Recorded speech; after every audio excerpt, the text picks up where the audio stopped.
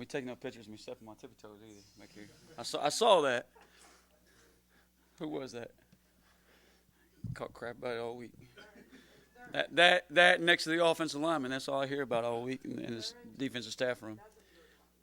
Yeah, yeah, I appreciate that. So you held the offense previous weekend to under 300 yards. How do you build off that on the win, but still had some major mistakes? Yeah, I think our goal each and every week is to see how much better we can get from week to week, and we got to continue to do that day by day. Doesn't matter if it's from NC State to ODU, from ODU to Campbell. We got to continue to get better and improve each day, and then that's in all phases of the game. Run defense, pass defense, rushing the passer, tackling. There's so many fundamental things that you're nowhere near where you want to be, so you got something to go take care of each day, and that's kind of our motivation every day. Is how much better can we be this week than we were last week? How much better can we be on Wednesday than we were on Tuesday? You know, and challenge the guys after practice. How much better can we be tomorrow than we were today, or tomorrow than we were last Thursday? So that's kind of how we look at it, how we approach it, and how we want to go attack those things. Coach Houston seems really focused on elimination of the cheap stuff, as he calls it. Yeah. How's the secondary responded to that challenge this week? Good. I think our whole defense has. You know, they don't obviously not proud of those situations and those moments, and none of us are. And that's not the type of defense we are. I think we had 13 or so series the other night, and 10 of them played pretty well, and 3 of them we didn't. And you know, defensively, you make a mistake, it's going to cost you. You know, sometimes offensively, you make a mistake and you punt the football, and you know, whatever it is, you're off the field. Defensively, you make a mistake, you know, you turn a guy loose, and he's going to end up in the end zone. So it can cost you points right there. And you know, we know we're better than that, and that's kind of the disappointing thing for us, and just pulling the thumb. And we all got to pull the thumb. You know, it's not just in the secondary; it's the pass rush up front. It's me as overlooking it all. And it's our coaches. It's everybody that pulls the thumb and say, "Hey, how can we get this thing fixed? How can we do a better job? How can we keep points off the board, and be proud of it when we walk off the field?" You know, not only the W. You know, it's always when you get wins, you got to celebrate them because we know how hard those things are to come by, and we got to be proud of those. But we also want to walk off and feel proud of our performance. Does that kind of show how much the standard has risen? That y'all do hold them to less than 300 yards, but still, you feel like there's a lot to improve. Yeah, exactly right. I mean, you know, 2 years ago we've been doing jumping jacks. We held somebody to 300 yards and 21 points. I mean, we'd be all fired up about it, but that's not the standard of our defensive guys, and that's not the standard of our defensive room, and what Coach Houston has, you know, set and put forth, and we can be better. We can be better if you know, if our best is out there and it happens to be 21 points and 300 yards, that's fine. But I think we can play better than we did last Saturday, and that's what we're striving for. And that's the goal and the mindset of our guys, and that's where they develop this thing too. Campbell's offense stayed have a much different quarterback than what y'all seen the last few weeks. So what type of challenge does that create? Yeah, Hodge is a really athletic quarterback. When I was at Kennesaw State in 2019, I got to see that firsthand, and he's as athletic as a quarterback we played. It's the biggest offensive line as we've played so far. They're huge. Really good tight ends, really good receiver. The tailback does a really good job back there. So we got to lock in, and you know, as we talked about, how much better can we get each day?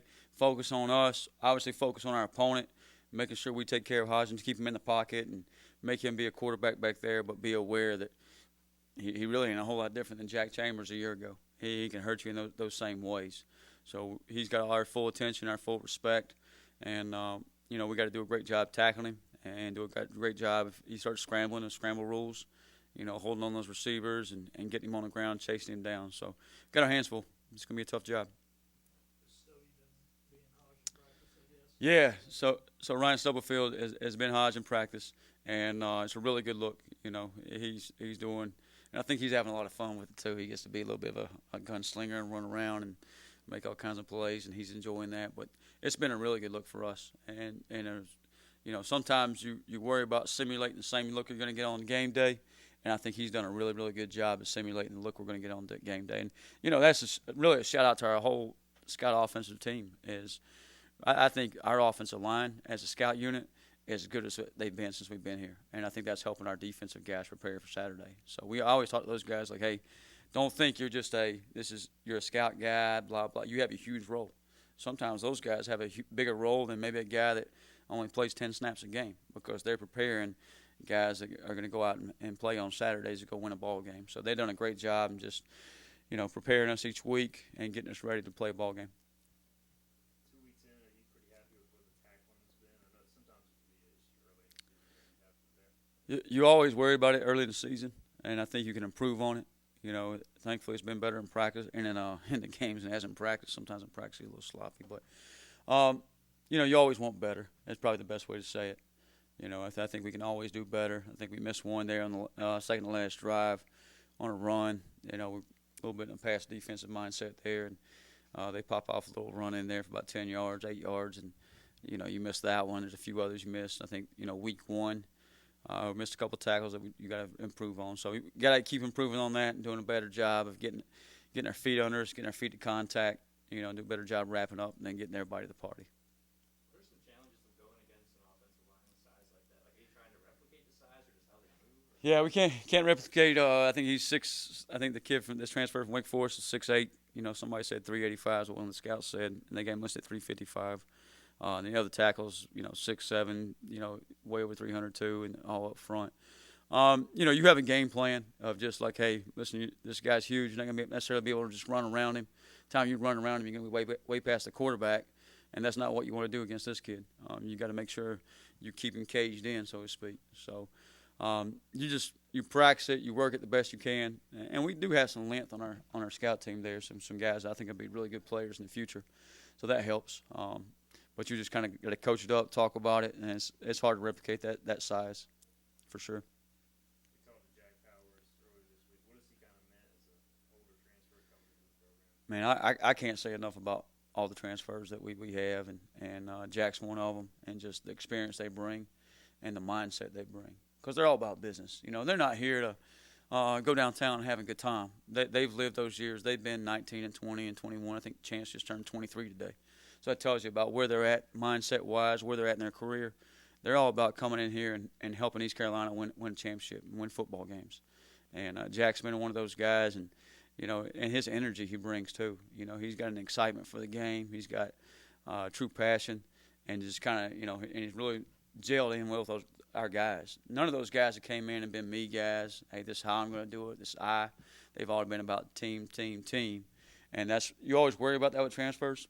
Because you might get a guy that wasn't happy somewhere else, and he comes in here and he's all about him, and you see why he wasn't happy somewhere else. But these guys that we've been very fortunate that they've done a great job of just being all about the team and doing what they can do to help win games.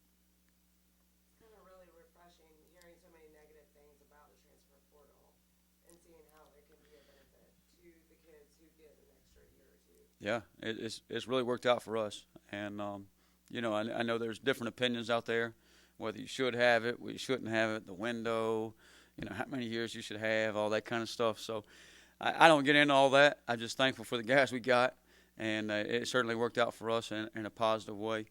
And I think that's kind of the future of college football. I mean, it's going to be, the free agent windows or the transfer portal windows in December and in May are kind of be like free agent windows, and you got to do a great job of checking all your boxes, making sure there's no red flags on a young man, and make sure that if you bring him into your locker room, that he's going to fit into your locker room, that you're not bringing a guy in there that can, divide your locker room or tear it apart, and he can add to your team. So not only on the field, but also just in the locker room as well. Sounds good.